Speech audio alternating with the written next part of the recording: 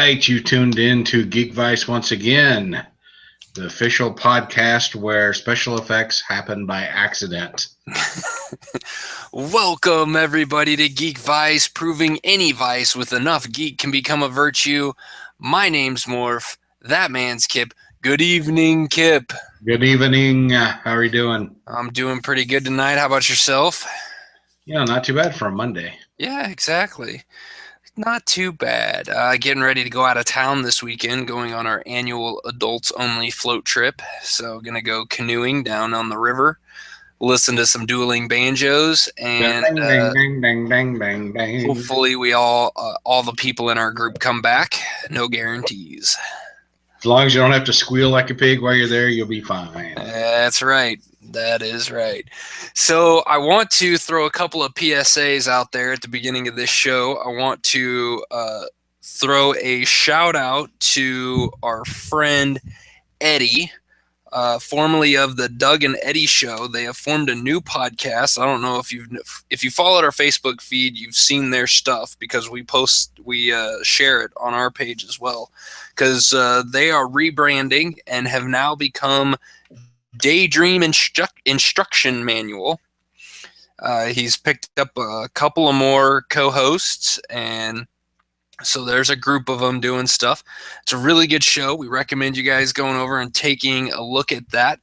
Also, they got to host their very first panel at Comic-Con over the weekend, and it was with Sean Gunn, who has been in Guardians of the Galaxy and Gilmore Girls. And on their Facebook page, they have a video of it from Comic-Con, and they're going to be releasing the full audio of it too soon. So follow those guys over on their Facebook page and check that out. It's really cool. Congrats to those guys for getting to host their first interview at a comic convention. That's a big step for them. So That's pretty sweet. That's a big step for all of us. So that's awesome that they got to do it.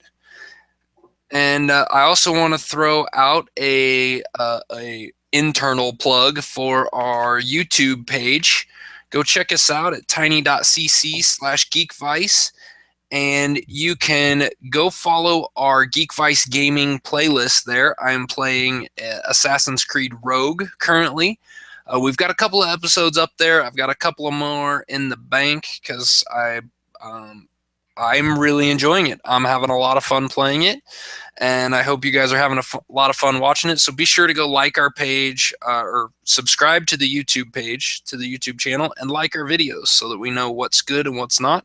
And leave some comments for us. If there's something we could do better or a game you want to see us play, drop us an email at geekvice@gmail.com, and we will see what we can do about getting it in there. If it's a game I like to play, then more than likely you'll see it up there. So I have big hopes for doing more stuff on there, and maybe even having multiple games running, maybe a different one each day of the week type thing. So as long as people realize that the game isn't going to be played perfectly. So no, if they want to see their game played perfectly, sorry. No, it's yeah.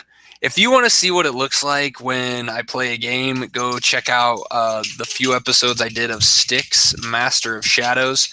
I sucked terribly at that game. I was awful at it, and that's why I kind of stopped playing it, because it just was not becoming very much fun for me.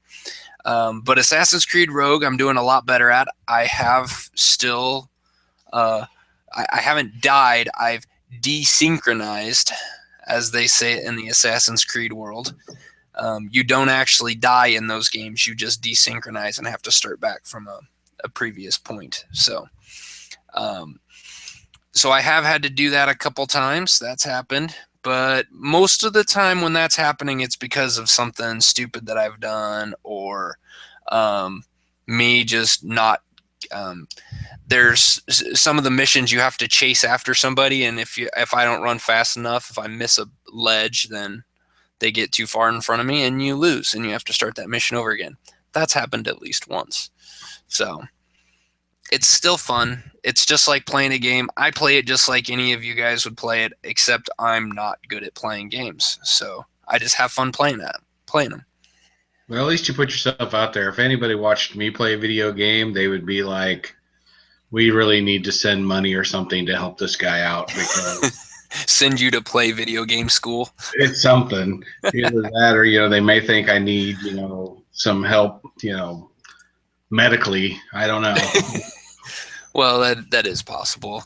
But you are playing a video game, even though you're not recording it. You're enjoying Lego The Force Awakens. That's right. Star Wars The Force Awakens. And just like any other, sorry, I'm taking a notes. Just like any other Lego game you play on the computer or your console, we're playing on our PS4. Good sense of humor. The gameplay is, straightforward, easy to do. You bust things up, you collect the studs, try to solve some puzzles, that kind of thing. What I really wanted to talk about beyond that is you've played Lego games. They don't seem to change too much over the different movies and TV shows that they put out on their, that their games are themed after until this one.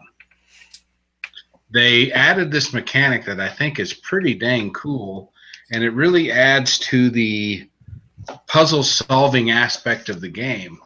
And that is, when you bust up like a box or something and the pieces jump, that tells you that you've got something to build there. Mm-hmm. Now they've added a mechanic where you go there, and if it's glowing gold, you have options on what you're going to build.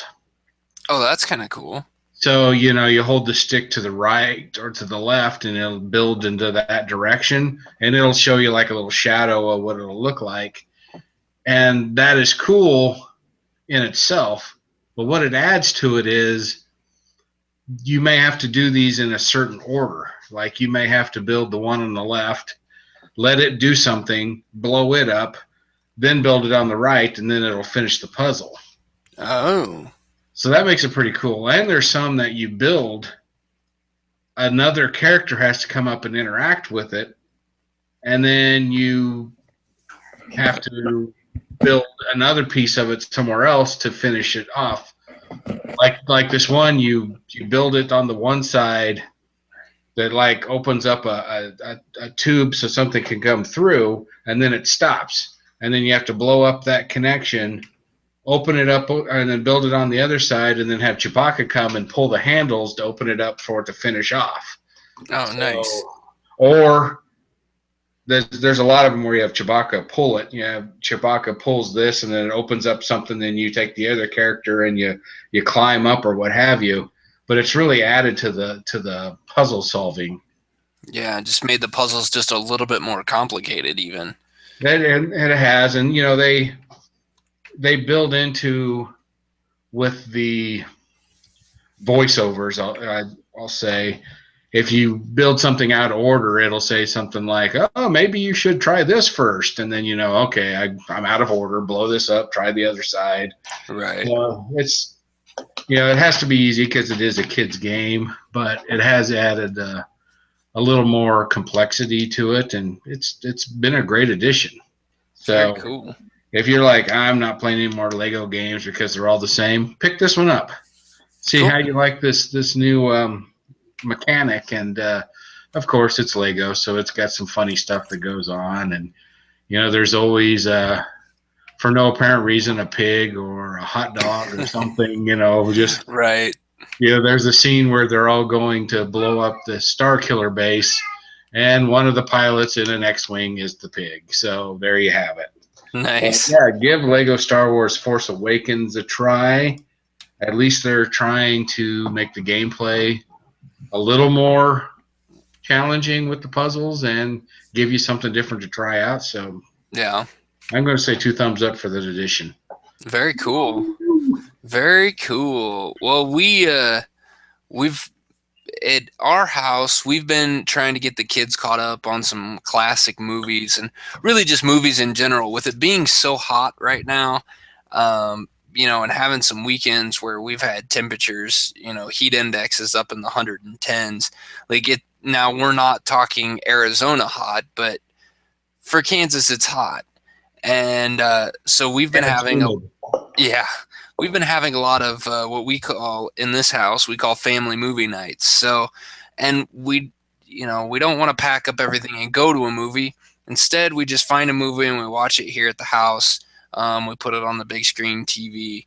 Well, uh, so over the one of the things that put a little wrench in this is uh, I think it was a couple weeks ago, Costco was running a big sale on wireless routers, and they had the new Nighthawk X6 AC3000. So it's this big honking wireless router, but looks like this right here.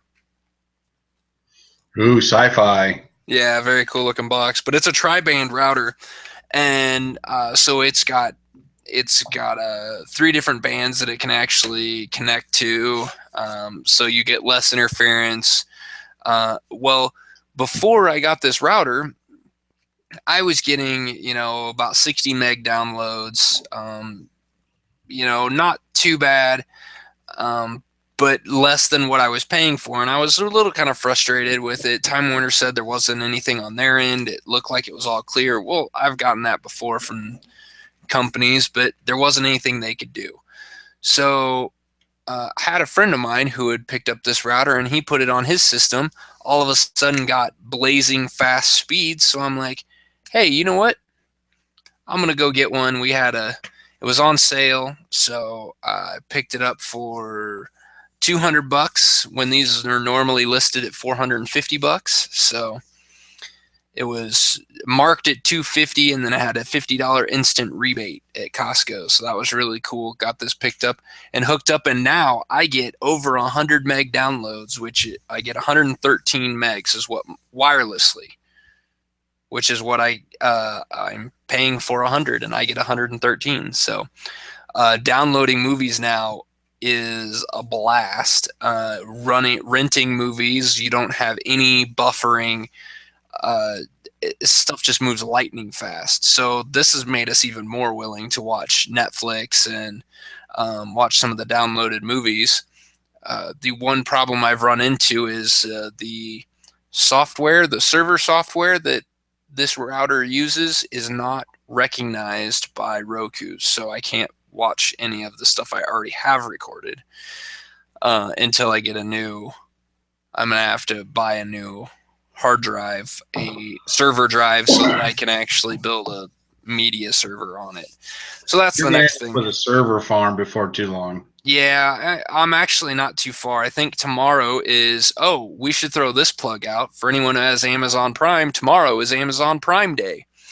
So they're supposed to be running some big deals. So that's what I'm waiting for tomorrow, to see if they can have some prices, some price reductions on some NAS drives and some internal hard drives to use for the NAS, which NAS is NAS, and it stands for Networked Attached Storage. So it's basically a box that's about the size of a small toaster, and you can put hard drives in it depending on how big you get. Depends on how many hard drives you could put in there, and it has its own processor, so you can actually run it. You can actually install server software on there. So I'm hoping next week to kind of get stuff moved over onto that, get it purchased and see what happens with it. So I'll keep you all up to date on that as that goes, and you can see my giant cluster of trying to make something work. Well, hopefully Amazon does treat you right on Prime Day. All I know is my checking count is scared shitless right now for tomorrow to show up. So, mine is too. I already have this stuff added to my cart, so I wouldn't lose it. And the dollar figure that keeps coming up there is just like, but I need it to be able to watch the shows that I want to watch. So, absolutely. But anyway, back to our family movie night. We've watched a couple movies over the last couple weeks. We've watched Cool Runnings. Got the kids caught up on Cool Runnings. If you haven't seen Cool Runnings, it came out in 1993. It's about the Jamaican bobsled team. If you haven't seen it, if you're too young and haven't seen it, you need to go watch it. This is a fun movie. and it's a movie that just I wanted to watch it and show it to the kids for the main reason of teaching my oldest son, who's getting ready to start playing soccer again, another season of soccer, that anything is possible if you put your mind to it. I actually paused the movie and said right before the scene where I don't remember the guy's name, one of the bobsled guys who's the rich dad's son, kind of a preppy kid, before he gets taken in and sat in front of the mirror by the big huge buff guy and given the line of, you know what I see there? I see pride. I see a badass mother that don't take no crap from no one. So I had to, that's probably my favorite line of that movie. It's a really fun movie. So, and if you haven't seen it, you need to go see it. So it's on, you can rent it on Amazon. I think it's like $5. It's not available on Hulu or on Netflix anymore. It was on there, but it's not on there anymore. So you can always just add a little tag to it and wait for it to come back. So I'm sure it'll make its way back there. Or you could probably go find it in the $5 bin at Walmart. Probably. The other movie that we watched, and we watched it just I think it was Saturday night even. We watched a movie called Arthur and the Invisibles. So Arthur and the Invisibles is a movie from back in 2006, and it is about a 10-year-old boy who is trying to save his grandfather's house from being demolished and needs to go looking for a hidden treasure in the land of the Minimoys, which are basically tiny elf-looking people that are living in the gardens of this house. So like super small. So I kind of take this movie and it's kind of like a cross between Goonies and Honey, I Shrunk the Kids. Yeah, that's pretty fair. It's the movie itself is not an overly complicated movie. It is really, you could tell it is not written for adults, but it is very enjoyable. It's a good fun to watch. It's not overly complicated. The kids can follow it, and my boys had a blast watching it. It's got all kinds of people in it, which I was really kind of surprised. Mia Farrow.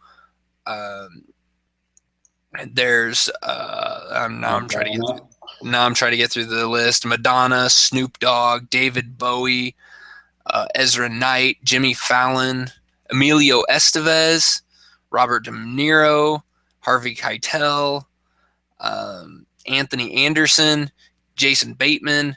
So all those people are in this movie, and it's they're just small little voice parts. A lot of it's animated. There's a little bit of it that's not, but most of the movie is animated, and it's really a cute movie. It's a lot of fun to watch. So go check it out, Arthur and the Invisibles. And apparently it was good enough that they made a second one. So I haven't seen that one yet, but it's on my list. I didn't even realize they made the second one, but I have to admit it, I did not watch the first one, but now I'm going to. Oh, and you know what? Seeing here, they actually made a third one too. So Arthur 2, The Revenge of Maltazard, and then Arthur 3, The War of the Two Worlds. So there you go. There's 3 of them. Yeah, I think I'll watch one and see what happens. Yeah, there you go. So, but you went and saw a movie over the last couple weeks. I did, and I was just getting ready to say, how sometimes the sequel is just a killer. Yeah. Well, I saw Independence Day 2. And I have not heard good things about it. Are you going to say not good things about it? Actually, I'm not. I'm going to say some good things about it. Okay, good. But I am going to start off saying it's very dumb. But it is so much fun that you don't care. Yeah. You know, how many times have you done something dumb in your life you didn't care because you're just having a good time? Yeah. Pretty much every day. Yeah. Independence Day 2 is that. It is, it's basically everybody back except for Will Smith. And, Liam Hemsworth is like the Will Smith of the movie, the hotshot pilot who doesn't get his shot until the aliens attack, kind of a thing. Yeah. Don't care about his character. That's the thing. The plot development was so bad you didn't care about any of the characters. You were just having fun watching shit, watching the special effects, watching holy crap, can't think of his name. The guy who plays Data on Star Trek. He plays that long-haired doctor in the Independence. Oh. Yeah. Brent Spiner. Yeah. He's still the lunatic doctor, so he's kind of fun, and it's implausible, of course. Watch it, it's fun, but here's what I'm going to say about it. They decide, spoiler, big time spoiler here, so if you're going to see the movie, heads up, everybody. Pause now, go see the movie, come back. So, you had your warning. The whole concept behind it is the aliens come back after 20 years, and we realize that they are of a hive mentality. So there's a queen in this gigantic ship that's coming to basically suck the molten core out of the earth. They use it for fuel. So the whole plot is kill the queen, win the day. And of course it's Hollywood, so there's only seconds left for where they reach the core and they kill the queen before they get there. And then of course the alien's like, well, queen's dead. They shut everything down, pack up and leave. So I did some research on hive mentality here on Earth and what happens to like an ant colony or a beehive when the queen dies. Mm-hmm. The ants nor the bees give up. There are things in place basically for both species. The queen is there for procreation. There are safeguards in place for both of them. If the queen dies, with bees, they can actually create a new one by the way they rear their young when they're still in the egg larval stage. Depending on if they give them protein or not, they can grow into a queen. So all is not lost. The ants could find another queen. They will actually live out their days. If there's no queen found, the colony will just eventually die of old age. So they don't panic. They don't just, commit hara-kiri. So after... In other words, you're telling me that the whole plot of the movie pretty much just falls apart.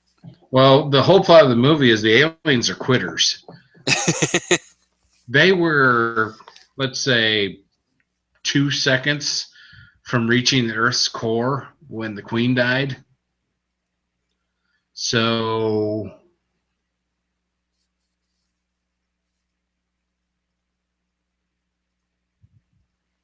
you can fuel up your ship.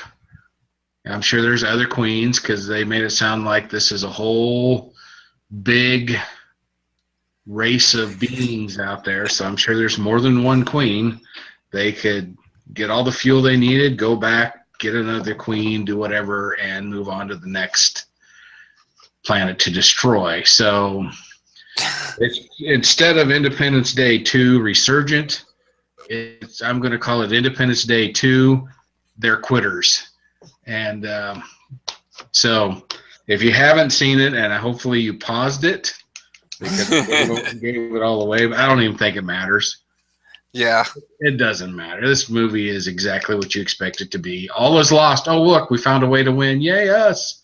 That's this. It's just like the first one. Yeah, exactly. Except maybe not as good. It's not as good, but it's fun. I mean, if the theater is like a $10 per person theater, I wouldn't go see it. But if you have one that's like $5, go see it. It's worth it. It's worth $5. I'll go ahead and say it. It's worth $5. There you go.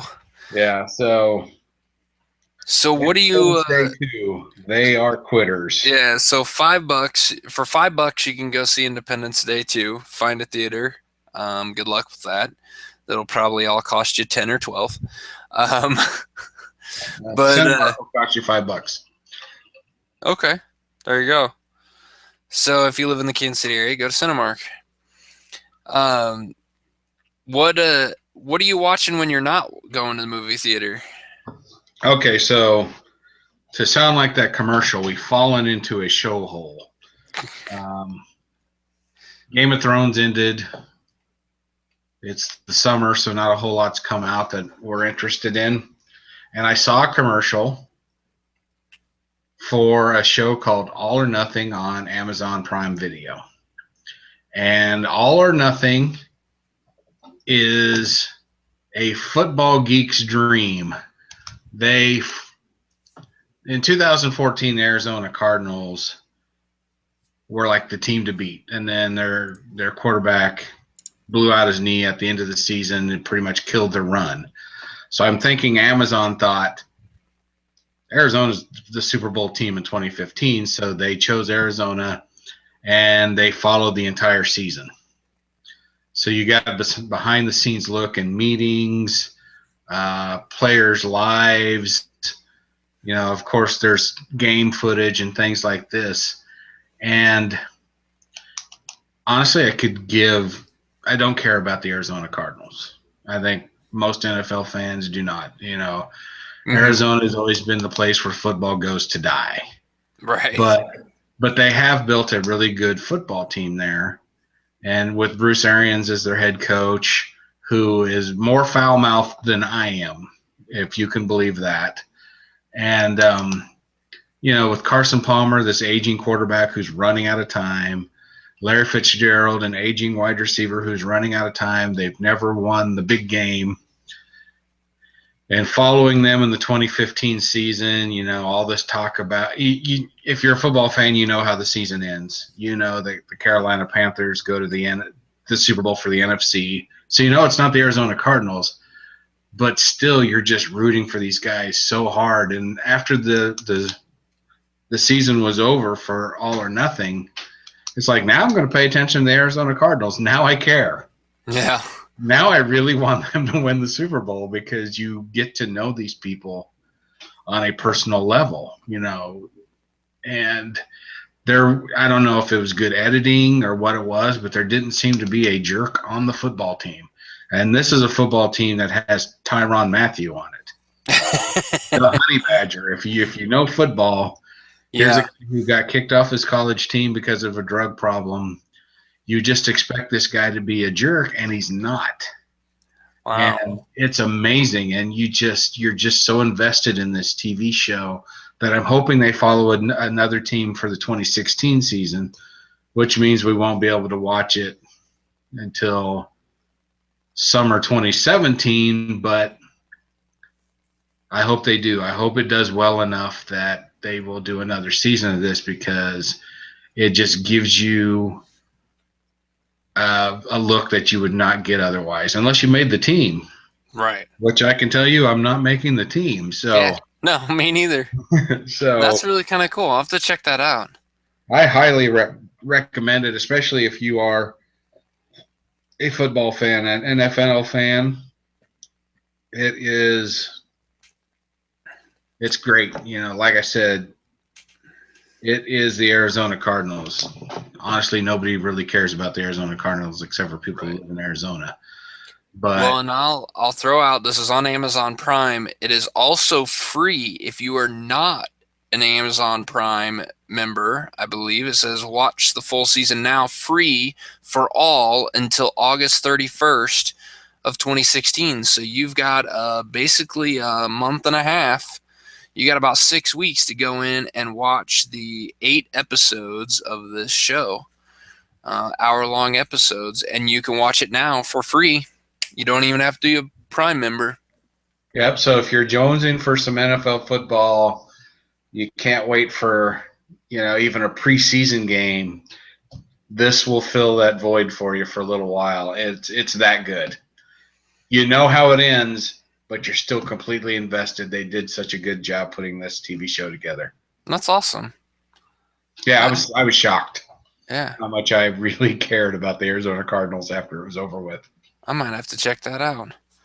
I so I've been going in. I've been exercising at lunch. I've been going and running on a treadmill. Our gym's got a little, or our gym. My work has a little gym inside it in the basement, and so I've been going down and running on the treadmill over lunch. And what I've been doing is watching. I've been watching Netflix shows, but I'm almost caught up on my Netflix shows. So I might maybe I'll have to start watching this one while I run.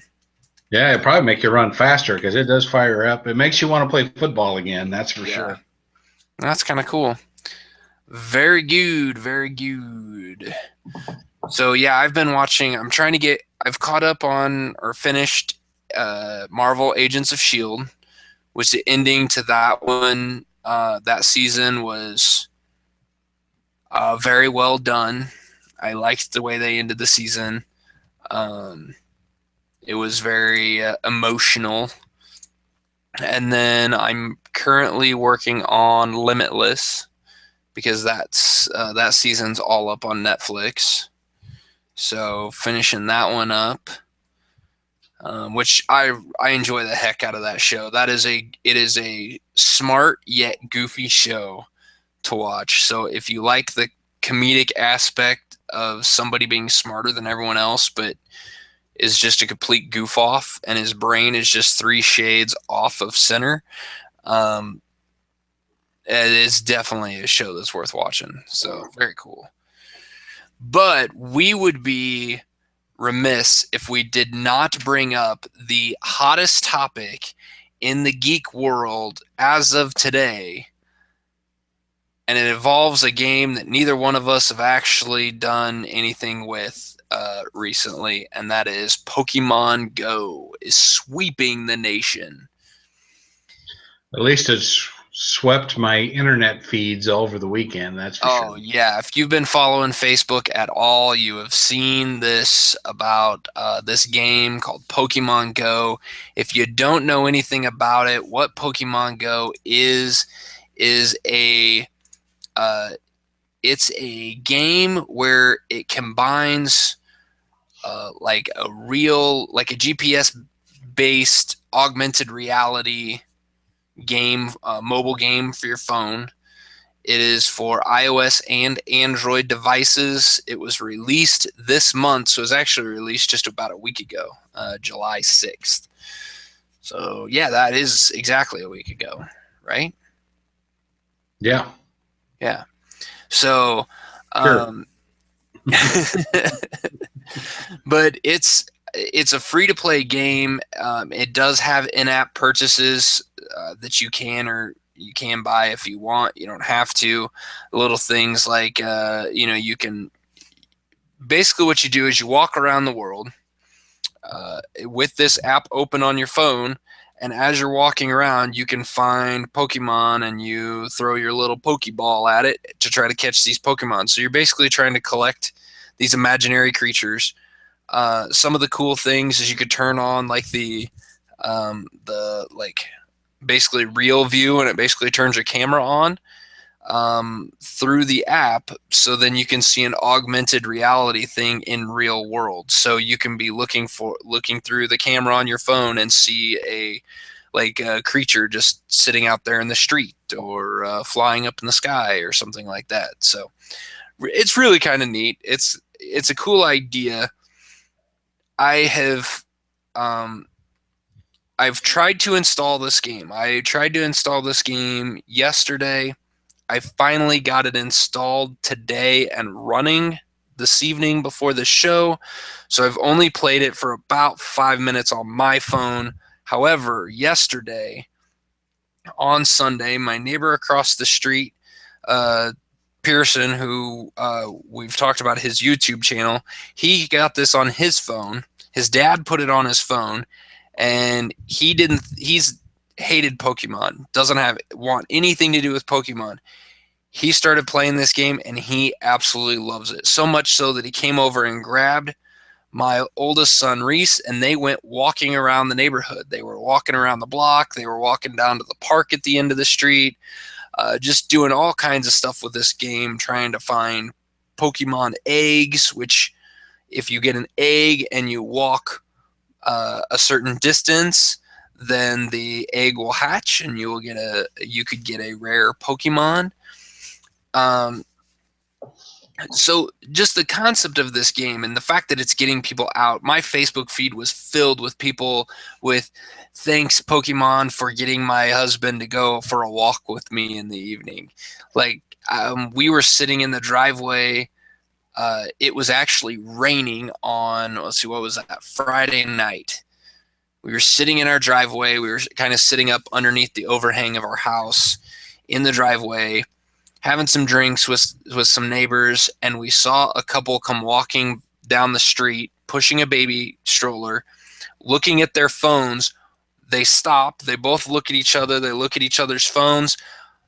The husband goes back walking the other way down the street, and the wife continues walking. And sure enough, he was going to try to catch a Pokemon that was just a couple houses down from ours. This is awesome. I think it is really cool. It's a cool concept, and apparently everybody else thinks this is cool as well, because according to SimilarWeb, which is a data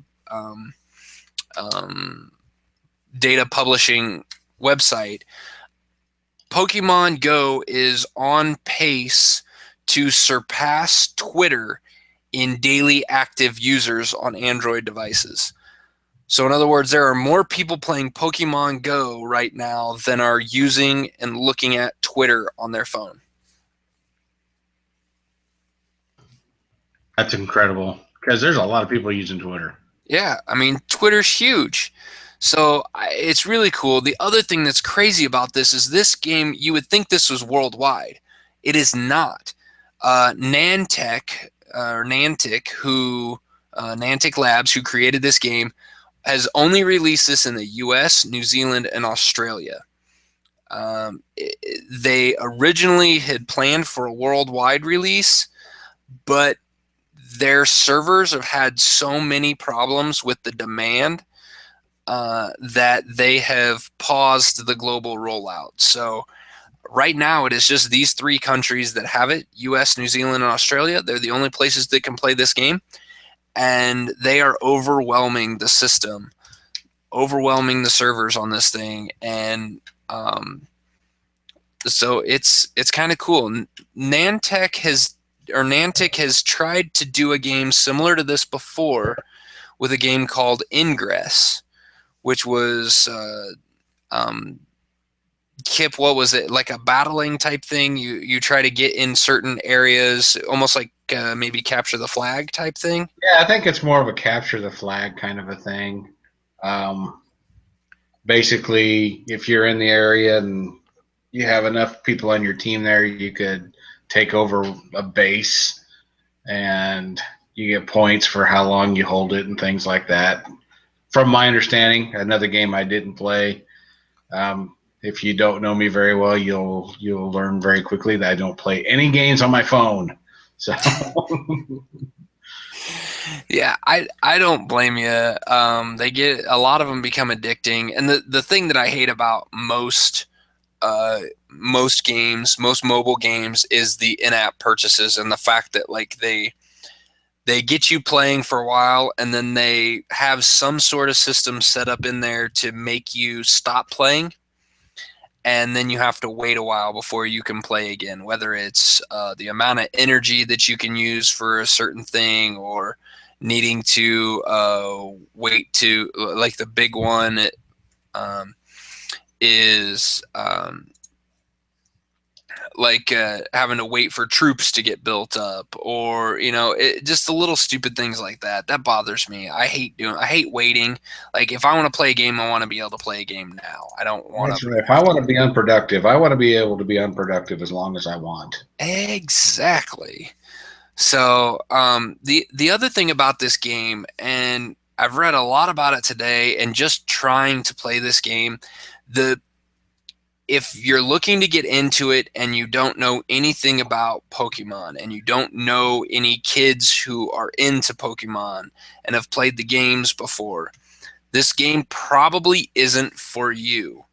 There is no help mode on this game. There is no explanation on exactly what you're doing or what some of the stuff means. The app itself is not in very good shape. If this had any other name to it other than Pokemon, this game would have been a complete and utter flop, and no one would be talking about it.